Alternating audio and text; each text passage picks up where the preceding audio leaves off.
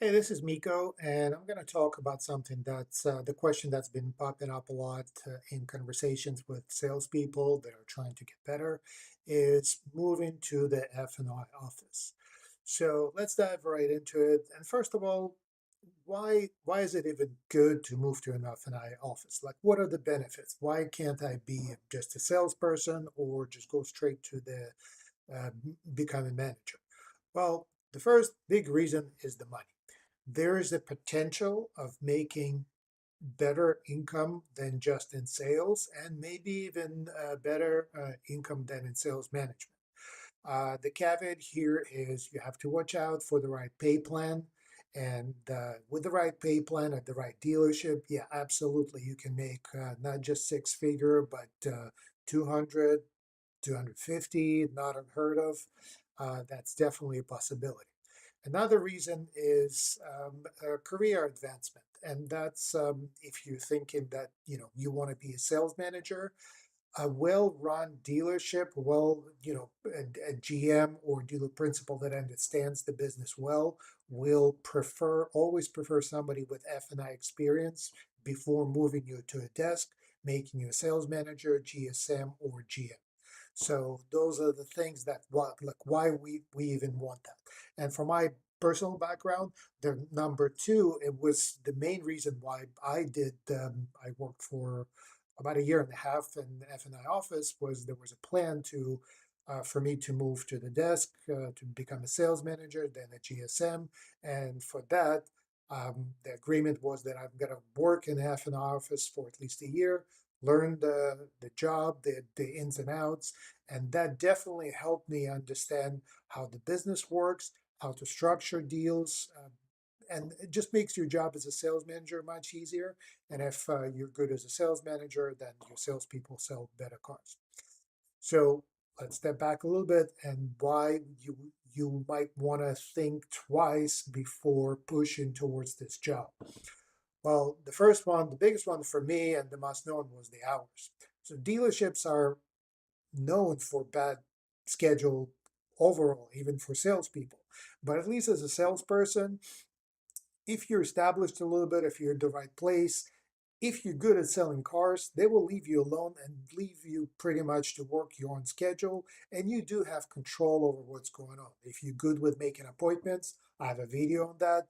Look it up how to make appointments on your schedule.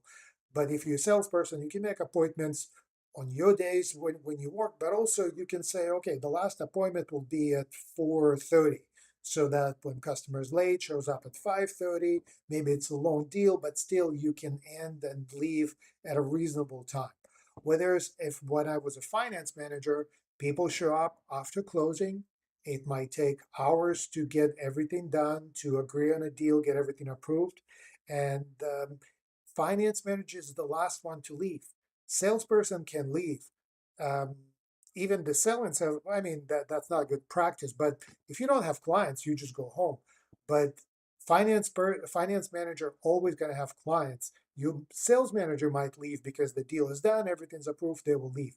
But you're going to be stuck with that salesperson, and it could be. It's pretty difficult to have a family, and then you find yourself driving home at 10 p.m. and then the kids are already asleep, everybody's asleep. All you have time is just like be pissed off, eat something, go to bed. And then tomorrow you might have to, your schedule might be too open. So then you might have to be at the store at 9, and you cannot call sick like a salesperson because there's nobody to cover for you. You're responsible for it. So hours can be really brutal. Another thing is the money. So yeah, money is a good part of it, but also money is um, the way you earn income will be it could be more difficult than a salesperson. Even a bad salesperson every now and then falls on a customer that's just like they came in to buy a car, just sell them a car, just don't make it too difficult, they will buy it, right? As a finance manager, like with at the dealership where I worked, and it was pretty standard, there's no salary, there's no hourly, there's no set amount you get paid per deal unless you sell something. So if somebody like That was the case at my dealership. If somebody wants to buy a car in cash, that means there's no reserve payment from the bank. And if they don't buy any of the insurance product, I get paid literally zero. So you could stay at the dealership until 10, 11 p.m. and make absolutely nothing from it. And stepping back, a lot of people think that finance managers make a lot of money just from reserve, or just from like bumping the rate on financing. That's very little. That's not a lot. And if people refinance, it can go away. Real money starts to show up once you start selling things like warranty, service, and any other stuff. So money could be difficult. Also, you're being judged by the dealership, by the ownership or the group, not just by how much you sell, but how much you sell per deal, your PVR, per vehicle or something. I forget what it stands for, but basically your average. And because at the finance office, they're start looking at you at much more structured approach than in sales. In sales, average dealership, you can burn through ups, you can burn through leads, but if you sell 15 cars, they will leave you alone. Not going to happen in finance. They're going to look and see that if you take 50 deals, but only on 10 of them you sold anything, they're not going to be happy. You might be satisfied, but they might not let you keep the job, basically. And then there's the responsibility, which is much higher um, than the salesperson and maybe even the sales manager. Your signature is on the contract, not the salesperson, not the sales manager. You're the one that putting your name on the contract. So there's legal responsibility, something the dealership doing is not really correct. There's the responsibility with funding deals. If you miss something with the paperwork, something's not right. You're by few cents out. The bank will reject it, send it back. It's easier these days with electronic funding, um, but still, some banks don't do electronic funding, so you have to FedEx all the paperwork. Then they reject it, send it back. Then, if you need to chase the customer to resign it, they just add so it could add a lot of stress if you're not good with the paper. All right, so moving on to, let's say I didn't scare you enough, you still want to do finance, you want to get promoted. How do we actually get there? So if you're um, it's very difficult to get a good finance job from outside, not from that dealership, because um, very few dealers will be willing to hire you as a finance manager without experience. So you either have to be from that dealership or you have to find that experience somehow from another place. So you have something that to show that you have leg in the door. And one place these days, it's coming up more and more, is there are places where if you're a salesperson, you also do your own financing. So it's not quite the same. And I have a separate video, look up on the channel about how to succeed if that's your job, how to just, basic selling, F&I stuff as a salesperson. But again, this could be a good step in the door where you can put something that there's proof that you understand that you've done this job, and also you're going to learn about this job, because you don't want to be in a position where they throw you in the real finance job and then it's very easy to fail. I've seen people fail spectacularly and then the whole dealership has to clean up after them.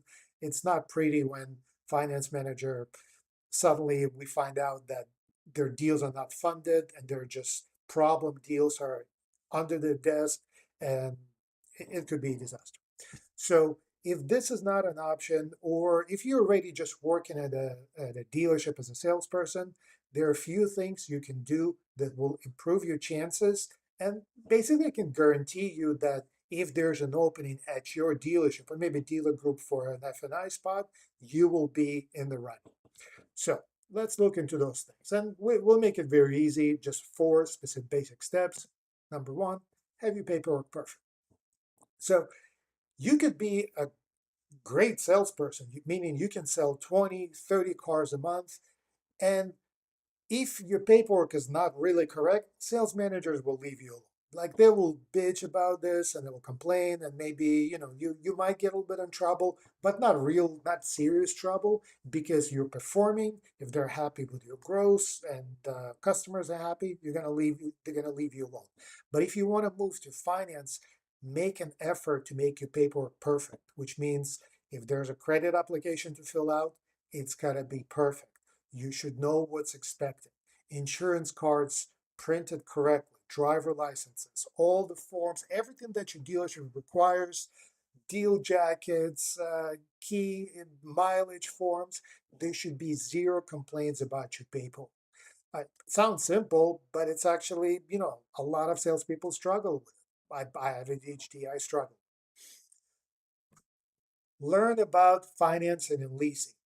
The biggest one actually is leasing, because a lot of there are salespeople make, let's say not a lot, but there are some salespeople that will just they don't really understand leasing, but they're fine with it because they get enough business without it, and finance can deal with the rest. As a finance manager, you need to understand leasing in and out. You need to be able to explain it. You need to be able to switch somebody to finance to leasing if there's an opportunity for it. And understanding financing, um, this is not rocket science, but understand what APR stands for, how interest is calculated, how is it that you know you buy a $10,000 car, but if your interest is 16%, that you might be ended paying $20,000 or more overall.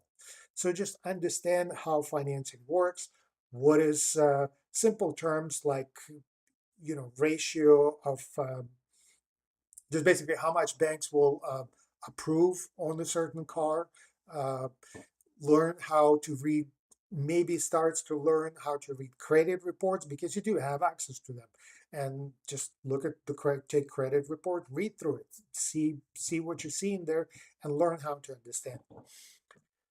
Start selling F&I product. As I said, I have a separate video which helps salespeople to gain leg in it. A lot of dealerships will pay you a little bit if you sell or prepare it as a salesperson, get some spiffs. But if you want to move to financing, start selling, start getting deals that when your deals go to financing or to the desk, it's already built in.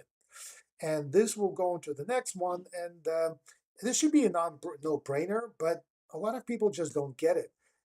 You have to make friends with F&I managers. So the easiest way to make friends is to bring them deals that already have uh, income in it for them. Beyond that, just ask them to mentor you. Ask a finance manager that you respect to be your mentor. Buy them lunch, sit in their office. While they're going and preparing the deal for, to finalize the paperwork, sit with them and just chit chat and learn. Ask them. People will be willing to help you if you just ask them. So basically, this is it.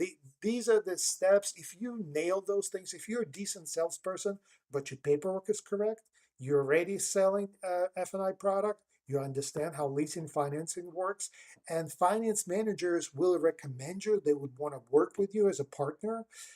Then that's it. Then that's a no-brainer that you will be the next one to move to that office.